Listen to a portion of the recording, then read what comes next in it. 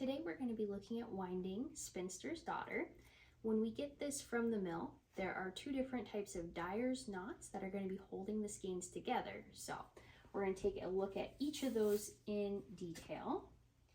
And our first skein, so you always want to snap it out.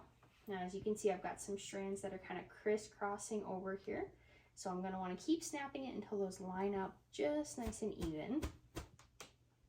So they're straightened out.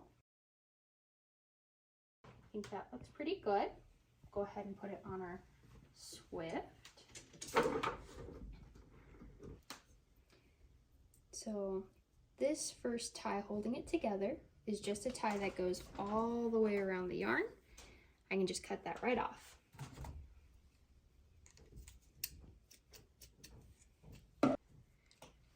So here is one type of knot that you're gonna find. So this tie goes around the yarn and it's holding the two ends together. So we're gonna cut this off. And then I like to cut just on both sides of that. Now be careful when you're tugging on this. You don't want to tangle these and you don't want to pull this through. You don't want to pull it through because that's going to create a knot or a tangle. So you want to make sure that it's free flowing. And then I like to just gently pull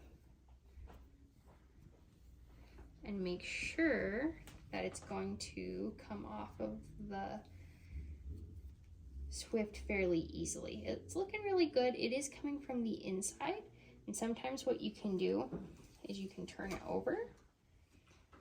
You don't always need to do that, but sometimes it just makes it go a little easier. Yep, that is coming off pretty easily, so we're gonna spin this backwards, reverse this up.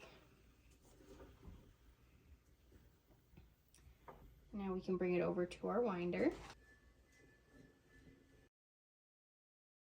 We've got our second skein.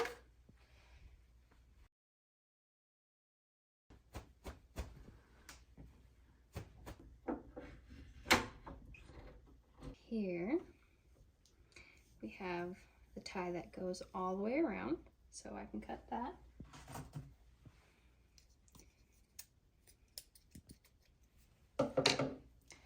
And here we have now this looks like it goes all the way around, but it actually doesn't. It is interwoven in here. So this one is only tied to itself.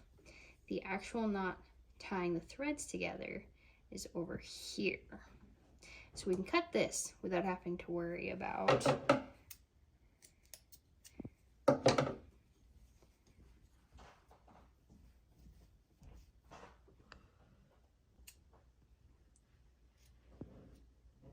and I just like to cut that